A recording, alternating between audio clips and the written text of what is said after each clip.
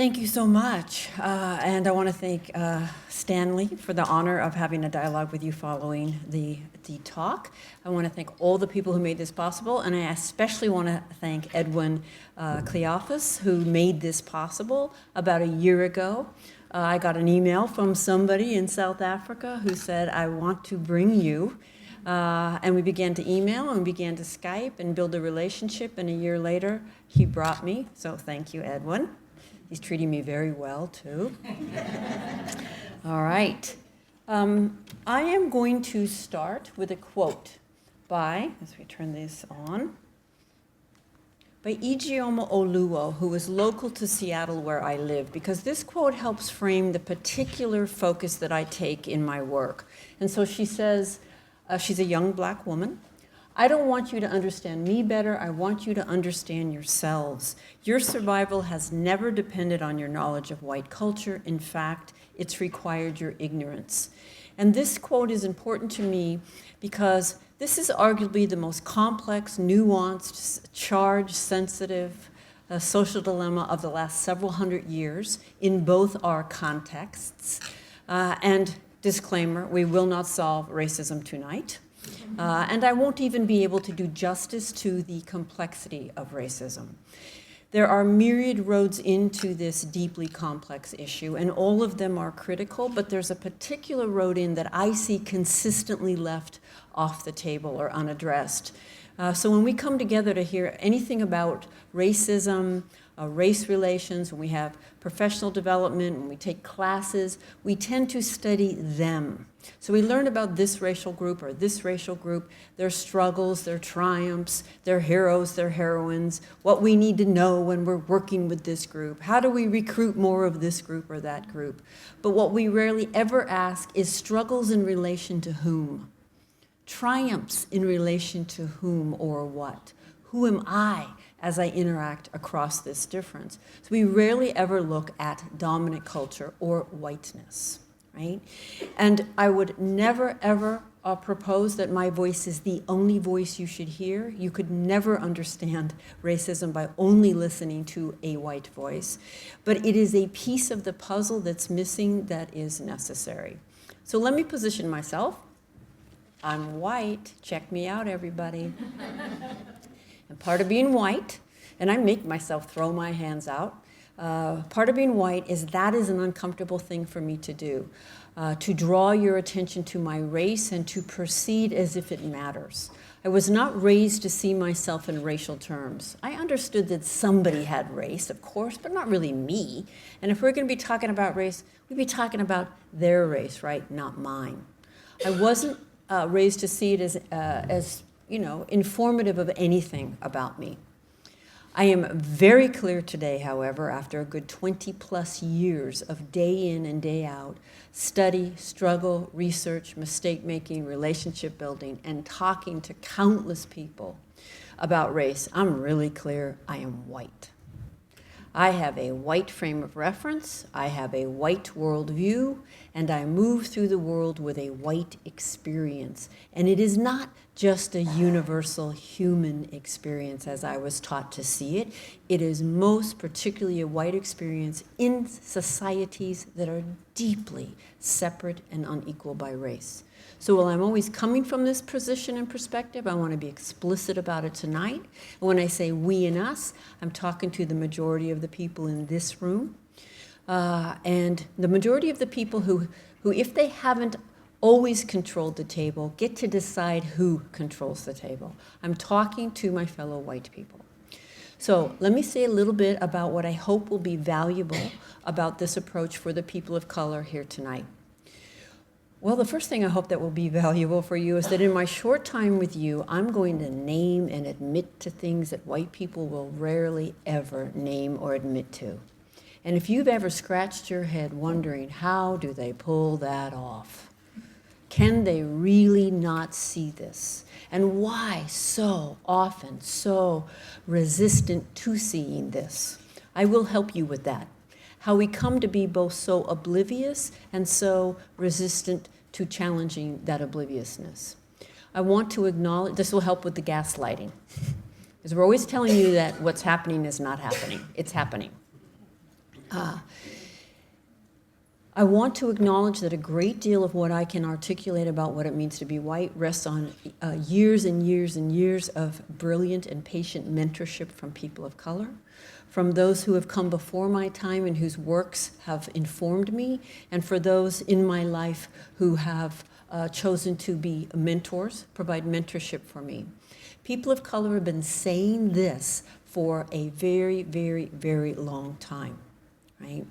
And unfortunately, one of the dynamics of implicit bias is if you are white, whether you are conscious of it or not, you are a little more likely to be open to being challenged on race by me than you would be if I was saying the exact same things and was not white. And this sets up what Audre Lorde beautifully called the master's tools dilemma. She said, how do you dismantle the master's house when you only have the master's tools? So I want to acknowledge that as I stand up here at this podium, granted credibility and authority to my voice, on race no less, like virtually every other person put in front of all of us granted authority and credibility, I am centering and reinforcing whiteness. Consciously or not, it is being reinforced for all of us in this room as I stand up here. Now, this is a dilemma, trust me, I have tossed and turned about for a very long time.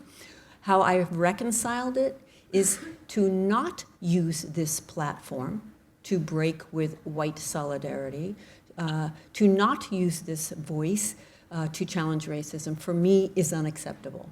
That would be to really be white, right? And I'd like to be a little less white. Now, what do I mean when I say I want to be a little less white? Trust me, I don't mean a little more Italian. I don't mean a little more Irish, right, as we say in the States. I don't mean a little more ethnic. For me, to be a little less white means to be a little less ignorant, a little less arrogant in my ignorance, a little less certain and complacent and apathetic about racial injustice, right? A little more humble and curious and vulnerable and open, right? Okay. Well, let's talk about some of the challenges of educating white people on racism. I'm going to give you a great example. I was recently asked to do some work for a large tech company, Google actually, and before they would sign the contract, the legal department wanted to see my slides. And I was pretty sure if the legal department looks at my slides, I'm not getting the contract. But they came back to me and they only had issue with one slide, this one. And they actually said, could you take the word white off the slide? So just hold that for a minute. Let's not name that. Let's not proceed if that has meaning. As some have put it, white fragility shuts down conversation on white fragility. All right, my reply, of course, was, you really should have vetted me before you called. No, I won't take the word white off the slide. All right. So the first challenge is that I have never met a white person who didn't have an opinion on racism, have you? If you're not sure all white people have opinions on racism, just bring it up next time you're around a bunch of white people, maybe tonight when you have dinner. And watch, right? A couple things are going to happen. Void of silence or the same trite responses are going to be rehearsed, right? Push even further and you're going to get emotional upset. And I'm going to say right now, perhaps my first controversial thing. If you are white, I'm sure you have an opinion on this topic, and I don't know you. I don't know anybody in this room, except for Edwin and Christos. And still I am confident to say the following. If you have not devoted years of sustained study, struggle, and focus on this topic, your opinions are necessarily narrow and superficial. Wow, how can I say that about you when I don't know you? Maybe you volunteered in, I don't know. When in the US we say volunteered in Africa, so I don't know what you would say here. Or, you know, I build houses for the poor type of thing. All right. I can say it because nothing in dominant culture gives us the information we would need to have an informed opinion on this topic. You can get through graduate school in this country without ever discussing systemic racism, can you not? Okay, you can get through law school in this country without discussing systemic racism, and I'm pretty sure you can get through teacher education. Right? Right? So, in fact, you have to make effort. You almost have to have courage to have an informed understanding as a white person on this topic, because there's so much pressure not to speak of it. So the first challenge for those of us who are white is humility. Humility, humility. No one in this room knows all they need to know. Nobody's learning is finished, including mine. Right? Second challenge is that if I do a good job, this is not going to be a comfortable talk for the white people. The status quo of this society and the society that I live in is racism. It is not an aberration. It is 24/7, 365. It is the norm.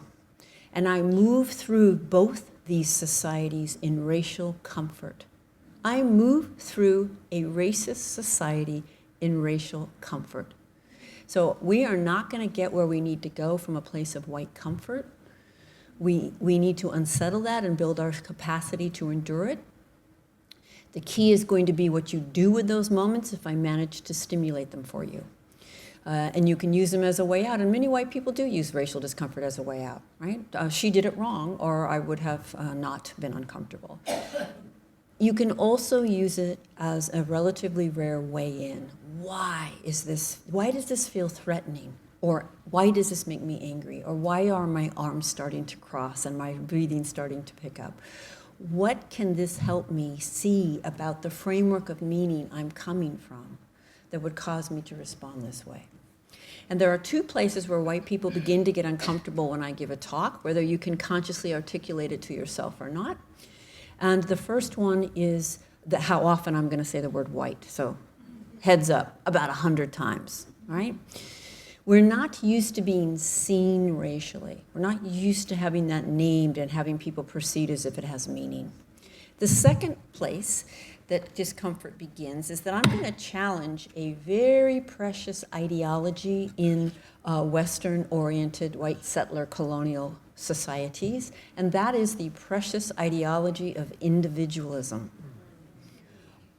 I'm going to generalize about white people for about 90 minutes, and you're all going to be just fine. Yes, you are unique individuals, and even if I wanted to, I couldn't possibly hold all your stories.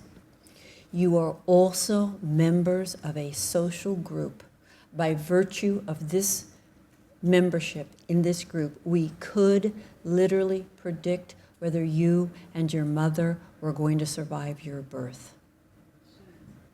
It has profound meaning to be a member of this racial group.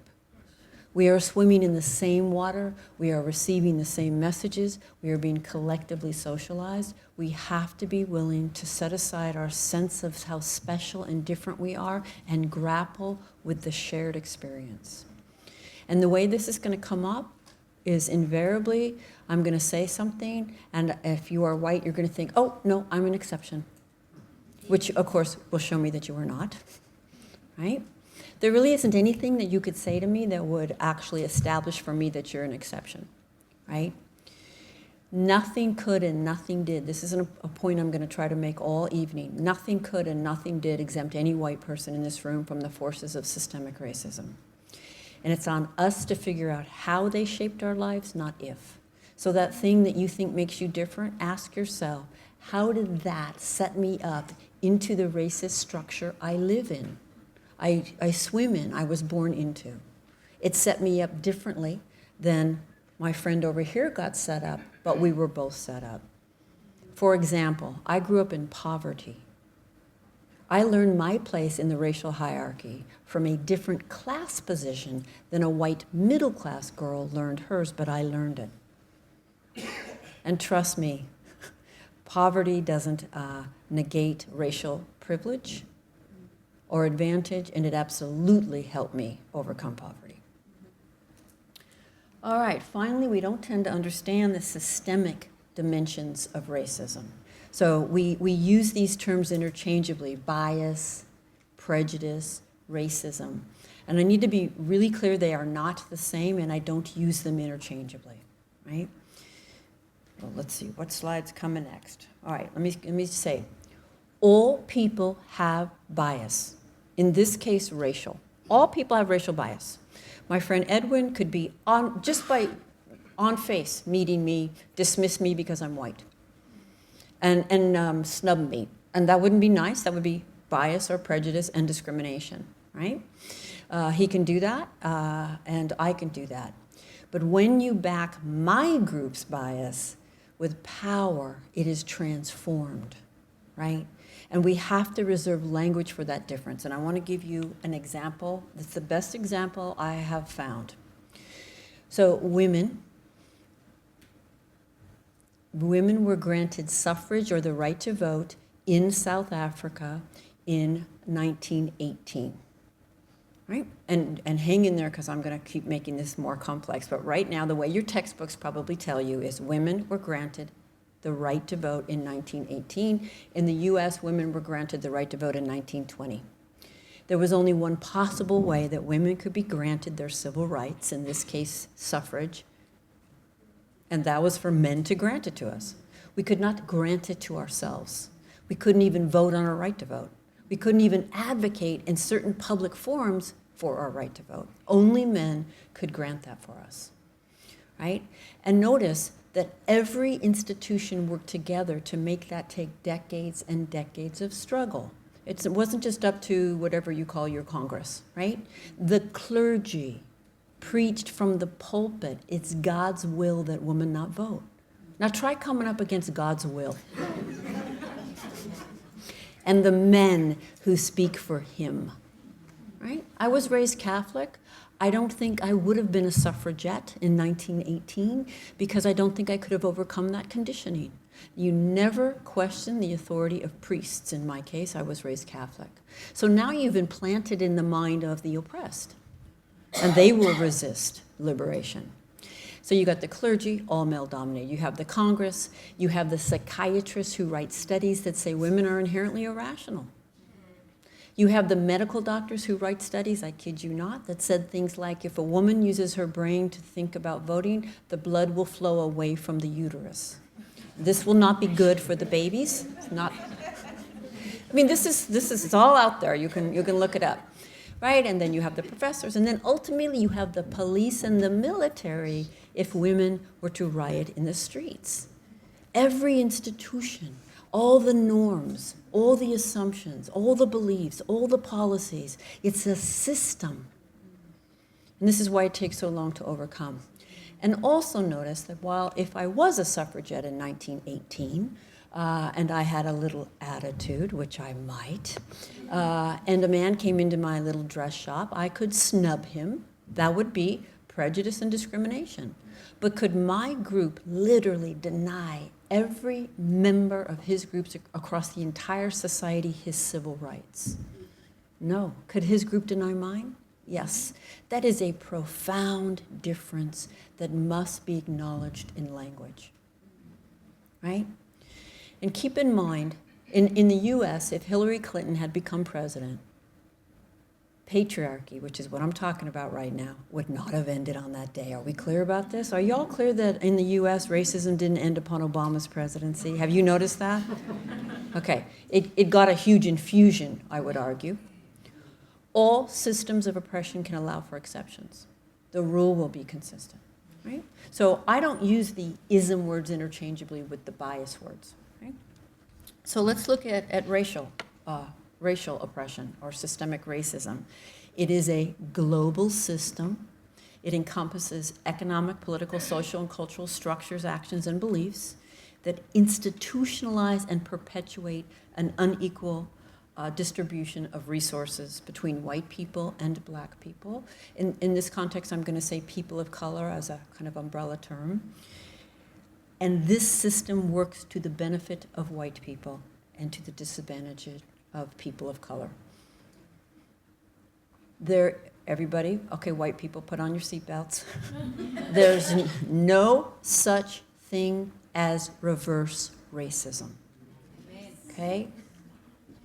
These are not fluid systems, right? Everyone has bias, and if that's important to you, and if I may add, that's really a 5-year-old's argument, but if that's important to you, you can have it. Yes, they're just as biased as we are, but when you back my groups with power, you're going to get what I'm about to show you, right? And again, I reserve that language. You'll see this acronym by Black, Indigenous, People of Color, because in the United States we're starting to recognize that Black people and Indigenous people have really specific histories in the U.S. context, and when we kind of put everything into that basket of people of color, I mean, it's certainly efficient for talking about what I don't want to say, which is not white, but it does tend to erase a lot of the nuance. Okay, it is a system, not an event. It certainly happens in moments that we can recognize, but it is happening 24/7, 365. I'm going to tell you that every moment that I move through Cape Town and am served by people of color who report to white people, I'm being reinforced. Everyone in the room is being reinforced. I don't have to do anything. My internalized superiority, which I will make a case for as we move along, is being reinforced. It's the default, right? So I'm going to give you an example from the U.S. context because I'm confident that you can translate it. So let me just say something about that. I have traveled internationally, and everywhere I go, white people say, you don't understand our context here, so what you have to say is not valid. And everywhere I go, the people of color say, oh, dear God, get over here and help us with these white people. Everything you're saying is exactly what we're experiencing, okay? So white folks, it's on you to do those translations and not to dismiss me because I'm not from this context. The outcome is almost identical, right? So when I first started doing this work, I tried to be very careful not to minimize the different ways that different groups of color experience racism. So I want to be really clear. All peoples who are not perceived or defined as white experience racism. And they experience it in ways that are shared, that they would relate to across their groups, in ways that are very specific to their group. In other words, what's in my head about Asian people is different than what's in my head about Black people, and that's different than mixed people, and so on. And so those groups have different experiences and different supports would be needed, right? I want to be clear. All peoples who aren't perceived or defined as white experience racism. And having said that, I feel really clear at this point in my work that circulating globally is a profound anti-Blackness. And in the white mind, Black people are the ultimate racial other. And there are two poles, and white is here and Black is here. And where you are positioned in relation to those poles shapes how you experience your racialization. And anti-Blackness, sometimes called colorism, cuts across all groups, including Black people. The darker you are, the more compounded is the oppression. And while my work is to challenge white people, I would like to offer a couple of sensitive questions for people of color to hold. And one is, what does anti-Blackness look like among your group? And who have you aligned with? What have been the rewards of that alignment? And what have been the costs? Right? That's people of color's work, not really my business, but I wanted to acknowledge that. So in order to illustrate several points I've made so far, it's deeply embedded in history. It is a system of institutionalized power that doesn't change overnight. And anti-Blackness, I'm going to give you one glance at the trajectory of it in the US from the beginning to the current. And this slide will be deliberately dense. And it begins with kidnapping and 300 plus years of enslavement, torture, rape, and brutality, and it carries on. About 1/4 of the way in this slide, you see bans on testifying against whites, which made it technically legal to murder Black people in the US. And you are now in my lifetime.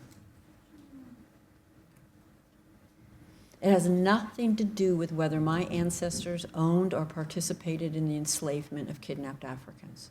We're in my lifetime 1/4 of the way into that slide. If you go about halfway in at employment discrimination, you are now in 2019 with copious empirical evidence. I'm going to pick it up in 2019.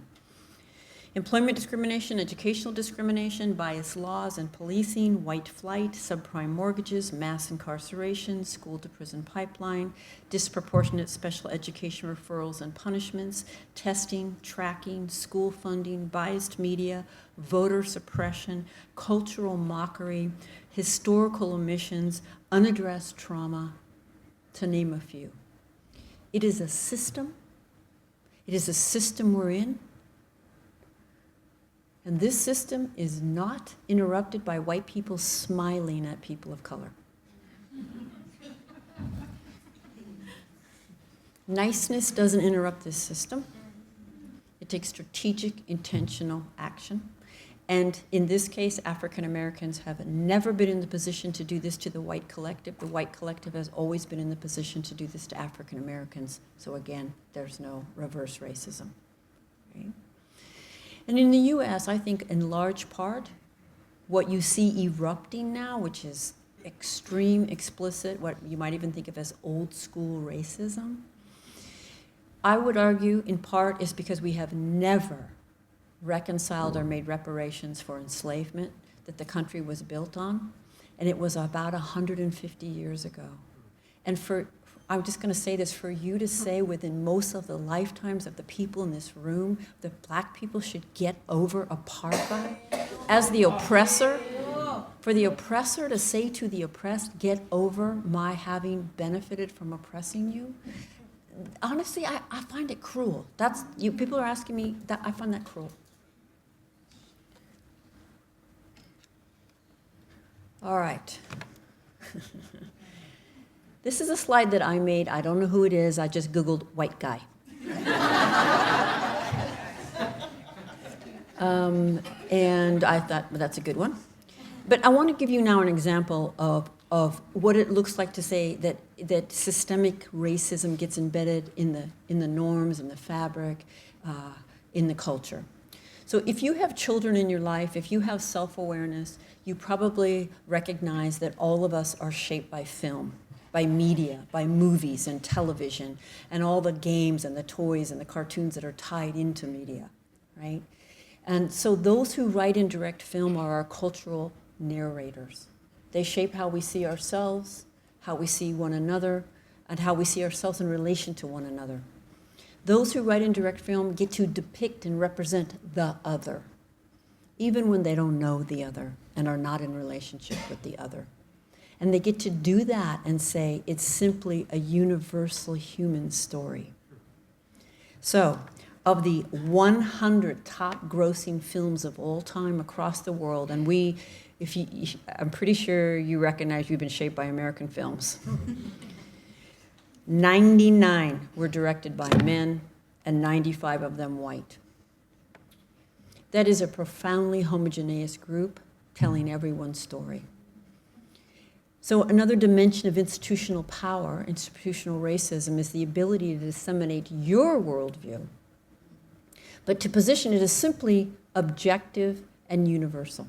It's not coming from any particular position or perspective. So that Mike Lee is a filmmaker who makes films about the human condition, and Spike Lee is a black filmmaker who makes films about black issues.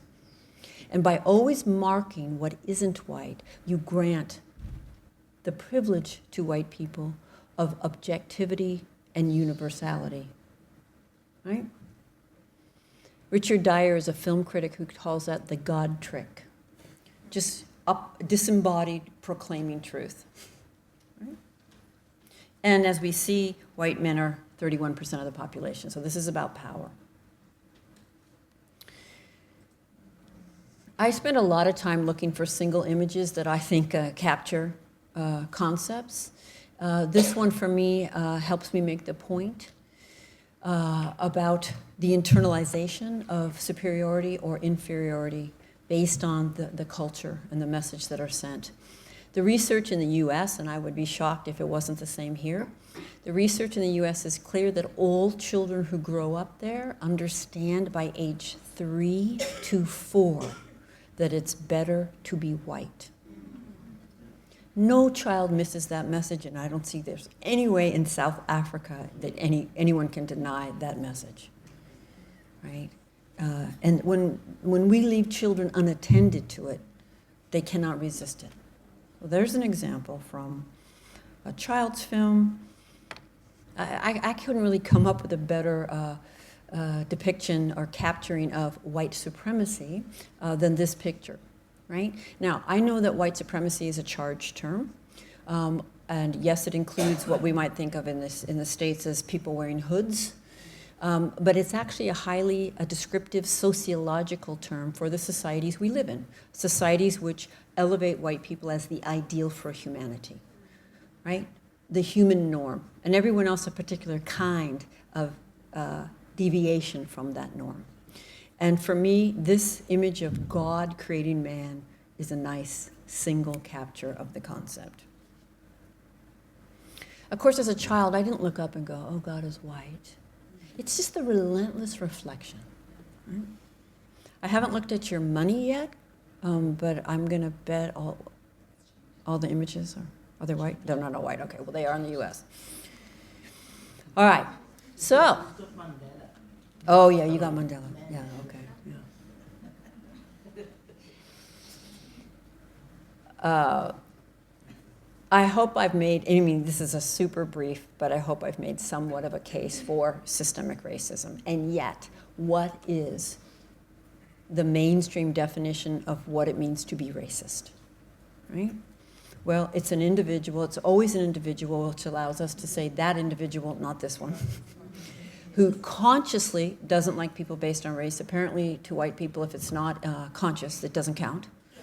And is intentionally mean to them. Also has to be intended in order to count. Because if you think about the way we respond when anybody suggests as we've said or done something racially problematic, it's pretty clear that we think that it must fit these criteria.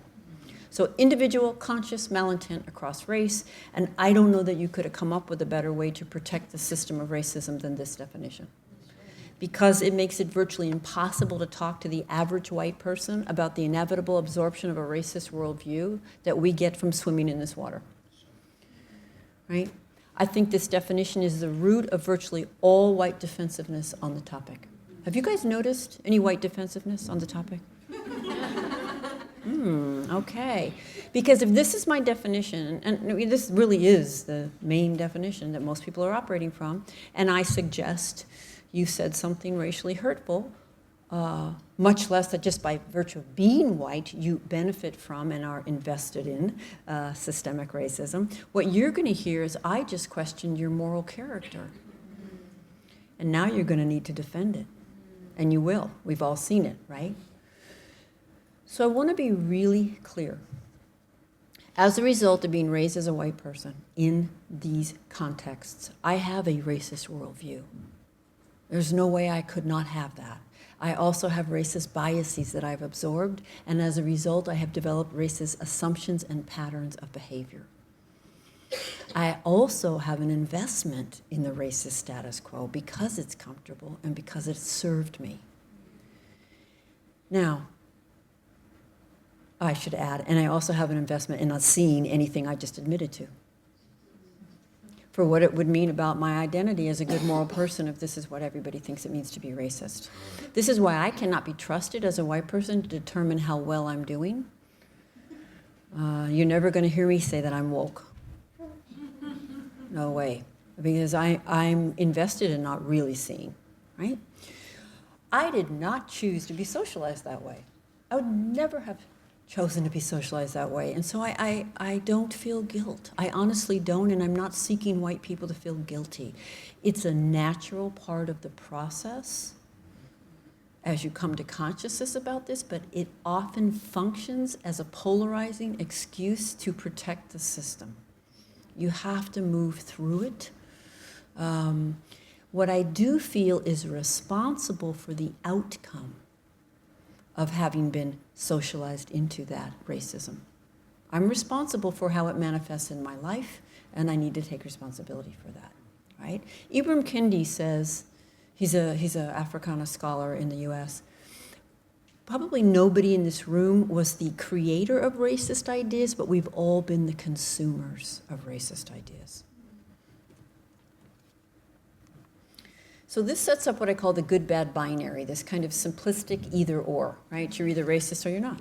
And if you're racist, you're ignorant and prejudiced, you're mean, you're definitely old, the old people.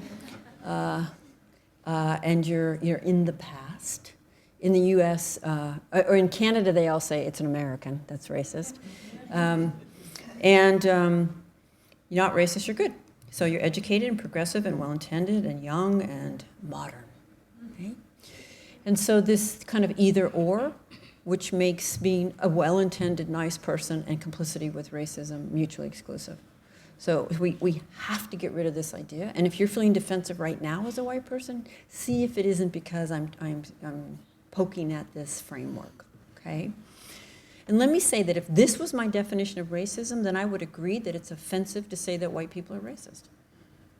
Because I'd be saying that you have conscious, intentional meanness towards people of color. And I actually don't think most people in this room have that. So it's not what I'm saying. Okay. Right. Let's see what we got. So let's look at some common patterns, white patterns, that hide and protect racism. So the first one is racial segregation and isolation. This is an interesting one in a South African context. Because while you're around each other, I'm kind of taken aback at the segregation. I don't know what I would find if I looked through most white people who are married wedding albums, but I'm pretty sure they'd be pretty white. The reason I always choose wedding album is because that's who's actually at your table. Not setting your table, by the way. Sitting at your table. You don't go to, there are, of course, are some exceptions, but so we don't actually know other people's realities. We give race work to people of color, but then, of course, we don't listen to them, we don't believe them, and if they talk to us without a correct tone about that, then things don't go so well.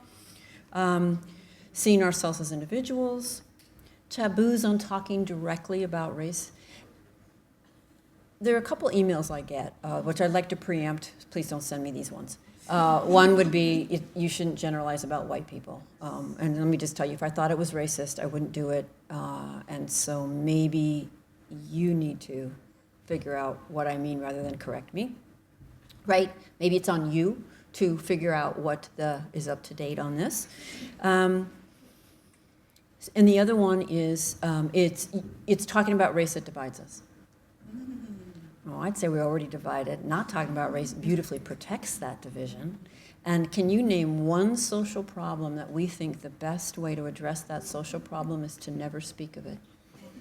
Let's not speak about domestic violence. Let's not speak about sexual assault.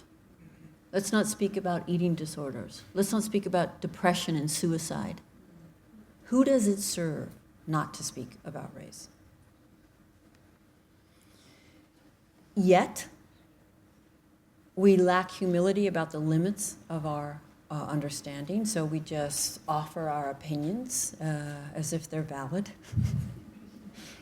I don't think they are, without a lot of study. Wanting to jump over the hard personal work and get to solutions. Okay, I've listened to you for 45 minutes, give me the answer. All right? Focusing on them, this is one that I'm picking up here in South Africa. As soon as you bring up racism, white supremacy, then all of a sudden we're going to talk about how corrupt they are. And again, I'm going to offer you the sociological question that's never failed me. How does that function to do that? Just ask yourself, how does it function to make that move? Right? Silence, carefulness, not showing ourselves, right?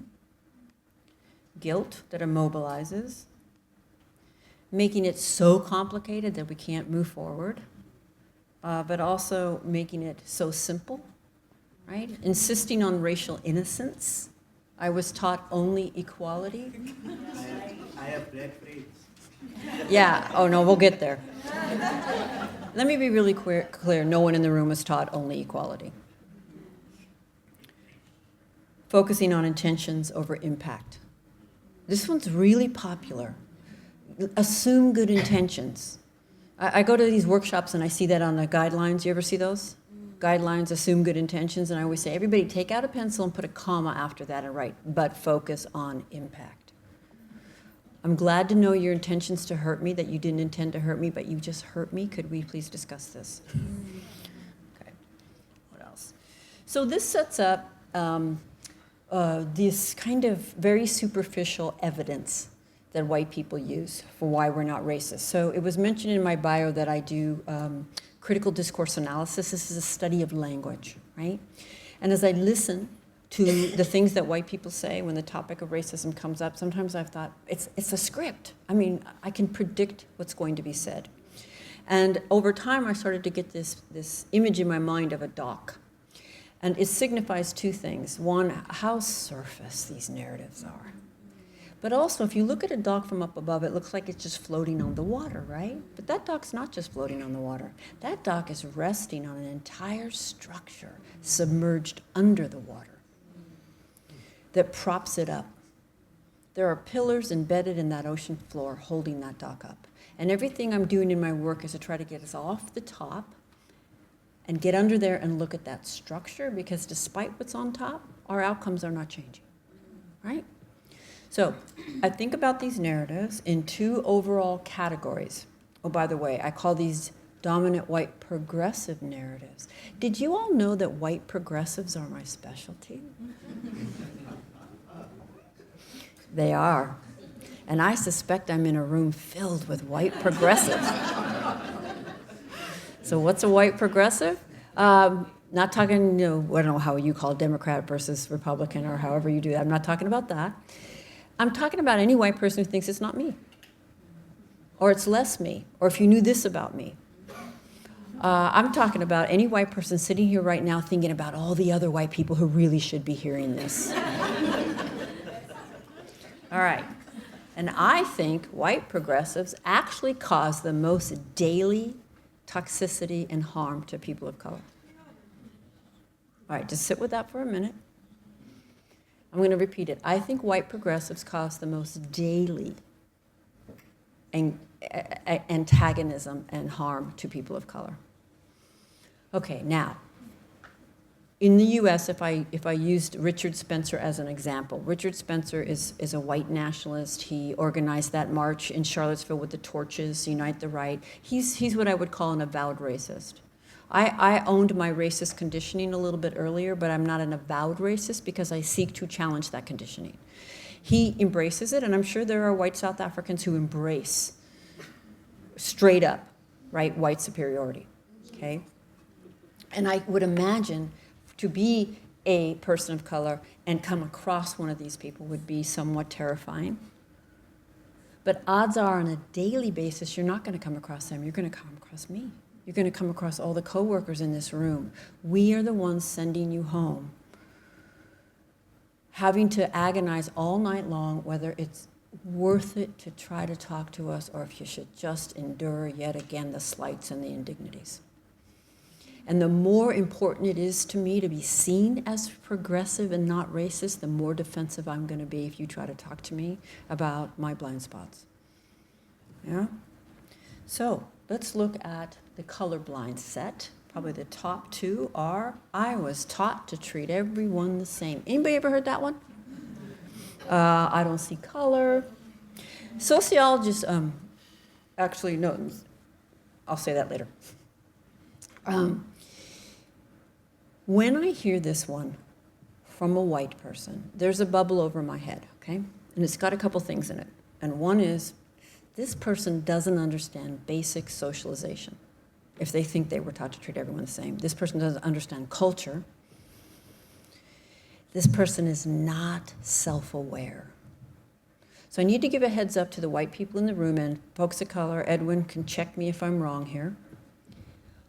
When they hear us say this, they're generally not thinking, all right, I'm talking to a woke white person right now. No. Usually eye rolls, wall goes up. Oh, here we go. There's a black woman that I often co-lead with. Her name is Erin Trent Johnson, and she says, when I hear this from a white person, what I'm thinking is this is a dangerous white person. This is a white person who's going to deny my reality. It's just not doing what we think it's doing. So let's look at the other set of narratives. These are what I call the color celebrate. I work in a very diverse environment. I have people of color in my family, right? My children play with everyone, okay? So, how many of you have heard some version of those last three? Okay, and if we're being honest, we said some version of these last three, okay? So let's do a little discourse analysis on these narratives. When a white person invokes one of these narratives, they're giving you their evidence, right? This is white people's evidence for why we are free of racism. And this is not even a stretch here, right? Is this not the things that white people say? Okay. So if this is my evidence that I'm not racist, in order to be good evidence, it has to distinguish me from a racist, right? Otherwise, it's not good evidence. If a racist can do these things, how does that separate me out? So according to this evidence, a racist can't work 3 cubicles down from a person of color, can't have people of color in their family, right? Can't interact, right? So a racist can't tolerate proximity, because most of the evidence white people give, if you notice, is based in proximity. And this is important to notice because it helps reveal what we think it means to be racist, that we think a racist can't tolerate proximity. This is what I was going to say earlier. The sociologists call this the inoculation claim. I've been near people of color, it stripped me of my racism. Are you starting to notice how thin this is as evidence? How ridiculous this is as evidence? Okay. I asked permission of my friend Edwin to use him in a rhetorical way. So, Edwin, could a racist work 3 cubicles down from you? Yes. White folks, did you hear that? Do I have to ask? I'm going to ask rhetorically for the people of color in the room. Could a racist work in your workplace? Yes. Okay. Even when he doesn't think they're racist? Yes. Even when on the equity team? No, not on the equity team. All right, I don't know if you guys, do you have equity teams here? Yes. All right, let me just say, I'm all for equity teams. I've been on many equity teams, and some of the most obstructionist, gatekeeping white people I've ever dealt with are on equity teams and equity work. Yeah, I just need to say, and people are doing really important work on equity teams. The key is that nothing certifies us. And if we're not accountable, then we really can't know how well we're doing. All right, I got another rhetorical question for Edwin. Do you have white people in your life whom you love dearly and who on occasion reveal to you a racist worldview? Yes. Other folks of color? Yes. Could you even be married to them? Yeah. Thank you. White women, if you're married to black men, please don't use that as your evidence that you're free of racism, because unfortunately, it's not convincing. Let me put it this way. I'm married to a man. Believe me, once he developed fond regard for me, all his conditioning under sexism did not vanish. Every now and then I'm like, ooh, look at that attitude, okay. Right? We're products of our, and of course relationships are important, but it's using that as a way to certify ourselves. Okay. Et cetera, right? Oh, I got a reaction on that one. So should I say something about it? I'm a minority myself, so I know. Use that as a way in, not a way out.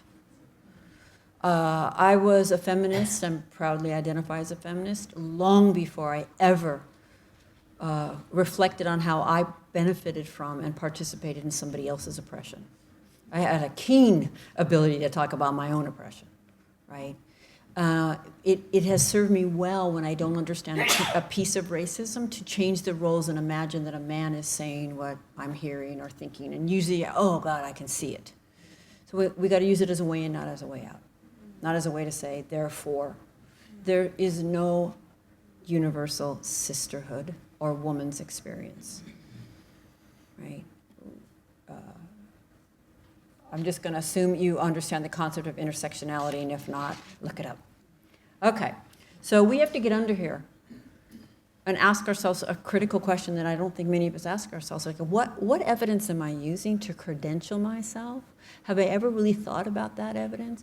And how do I know whether it's working or not? Because generally it's not. Okay, so these are what I think are the key pillars holding this system in place today.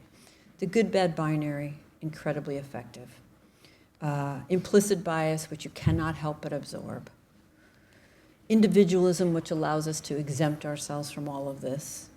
Universalism, which allows us to present ourselves as simply objective, speaking from no particular view. You know, race had nothing to do with the conflict, right? It just happened to be. Internalized superiority, which you cannot help but have if you are white in these contexts, and on some level an investment in the status quo. I want to be really clear. I am not saying white people don't suffer or face barriers. We do not face that one, and not facing that one helps us with the ones that we do face. Okay? And then the power of segregation across the society to hold that in place. So, I got another rhetorical question.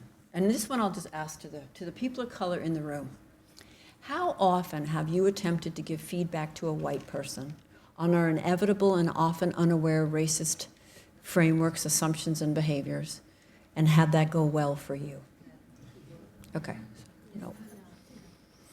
I've been asking that question for 20 years. The number one answer I get, honestly, is never. And the second is rarely. White people, do you hear that? Feedback on our inevitable and often unaware racist assumptions and patterns, and it's never gone well, right? So probably what you got was this. Arguing, denying, minimizing. I'm a white female, so I'll burst into tears. All the resources will come back to me. You will now be the perpetrator. I will be the victim. Right? All of this. And this is what I call white fragility. It isn't one single thing. You put all these things together. And white people are actually fairly irrational on this topic. You may have noticed. So when I coined this term fragility, this fragility was meant to capture how little it takes for white people to melt down. It doesn't take much. Generalizing about white people, suggesting that there's advantage to being white. Let me give the example of back prior to suffrage.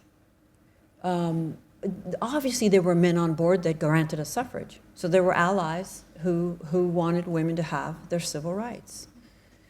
Can we also see that they still benefited from a system that disenfranchised more than half the population?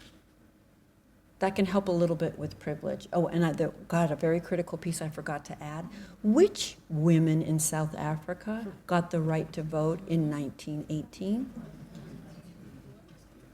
White women. In the United States, it was 1920. In the United States, black women didn't get full access until 1964 with the Voting Rights Act, which we have almost now dismantled. In South Africa, 1983, which means more than 50 years later, black women got the right to vote. So while we were oppressed as women, we've been privileged as white. This is why I say there's not a universal woman's experience, right? So, acknowledging advantage will cause the meltdown, okay? But we'll do it later. But it's not fragile at all in the impact, right? Because it marshals behind it the weight of history and authority and institutional control. It's very, very powerful. if most of the time the boss is white, and white fragility comes from the boss, the consequences are pretty severe, right? And so white fragility functions as a way to kind of police people of color into not challenging us, right? You get to be with us in the right numbers, from the right groups with the right credentials, and we'll definitely claim you as our diversity cover, as long as you don't challenge us. If you challenge us, very quickly, you will be a problem, a troublemaker, too difficult, right? So for most people of color, trying to talk to white people about what they're experiencing increases the punishment. Things tend to get worse, not better. And I'll never forget asking, it was a mixed group like this, and I asked the people of color, what would it be like if you could just give us that feedback? And we received it with grace, reflected, and sought to change our behavior. I'll never forget this black man raised his hand and said, it would be revolutionary. And I was just like, damn, revolutionary. That we would receive the feedback with grace, reflect, and seek to change our behavior. That's how difficult we are, that is a revolution. It's also actually how easy this is. Is that really that tall an order? It's a tall order from the current paradigm. So what is the current paradigm? Well, it's setting on, just let you look at that. This is how dominant groups maintain their positions, right?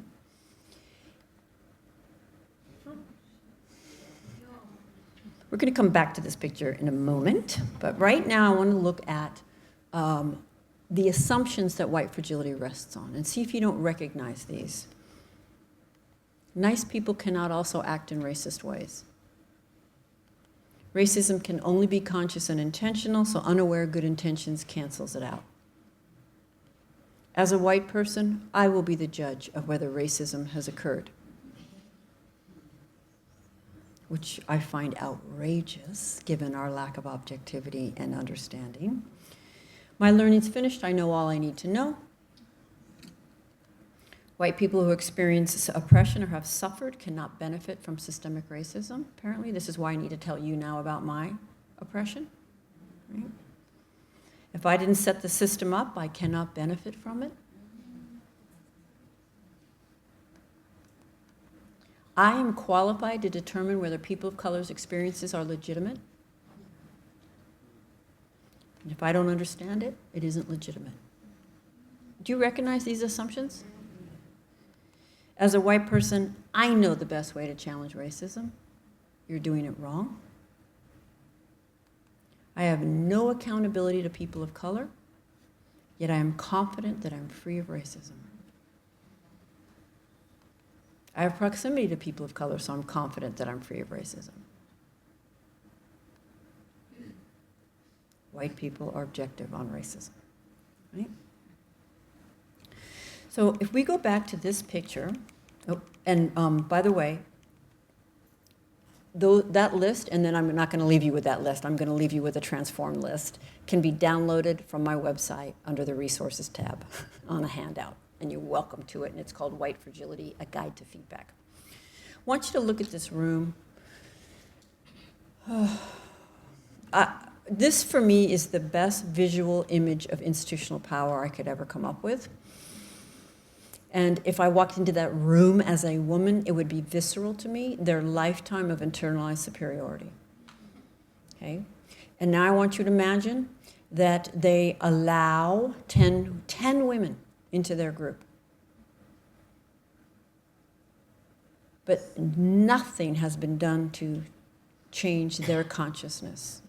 You're allowing 10 women into a hostile room. And this is what we do, just add. We have not addressed the white consciousness, the white side of the coin. Right? And so now, for all the women in the room, if you're white, I want you to picture this as all a group of white women around that table. And you put a woman of color in that room, and it will be a hostile room for her too. Okay, let's look at a transformed paradigm, right? When you ask me, what do I do? Strive to internalize this. It is a multi-layered hierarchical system. It's infused in all aspects of society, and nothing has exempted me from it. This changes my question from if I've been shaped by it to how. And thinking in terms of good people versus bad people is just not useful. White people are not objective on racism. I'm not objective. Everyone has bias. Most is unconscious. I have unconscious bias.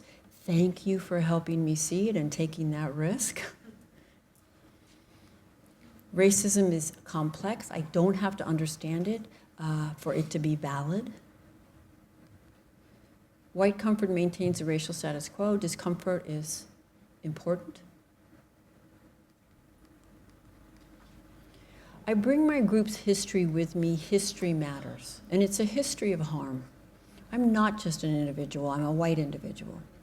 And interacting across race, that other person is conscious of my position as a white person, and I need to also be conscious of it.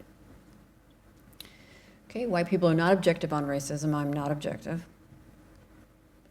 It also takes courage for white people to break with white solidarity between one another. Now, white solidarity, the way that I'm using it, is the unspoken agreement amongst white people that we'll keep each other comfortable around our racism.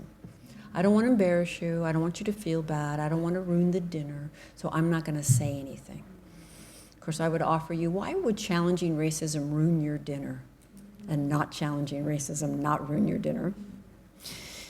But it takes courage because white fragility comes at white people too that try to challenge this. So let's support one another. People of color's distrust in white people is rational, everybody. It's rational. We've earned their mistrust. We need to earn it. We need to show, not tell. Right? Given my position, it's likely that I'm the one, actually, who doesn't understand. So I don't need to keep explaining to you what's happening. For the people of color room, just imagine your daily life if white people simply took that one. Given my position, it's more likely that I'm the one that doesn't understand the issue. And we're just talking about humility. Right? Yes, thank you. It would be a revolution. All right? Racism hurts, even kills people of color 24/7. Oh, addressing it is more important than my ego, feelings, or self-image. Okay? All right, so I would like to offer a final note, special to South Africans, South African white people. Niceness is not anti-racism. Smiling is not anti-racism. Niceness is great. Trust me, I don't like meanness. I'm for niceness, but that's not anti-racism. Because there's nothing courageous about niceness. And anti-racism takes courage and action and intentionality. Right? This is actually the title of my next book. So, I told you I spent a lot of time looking for images that capture concepts. I'm going to leave you with one that I think is quite beautiful for the potential of a transformed world. And I thank you so much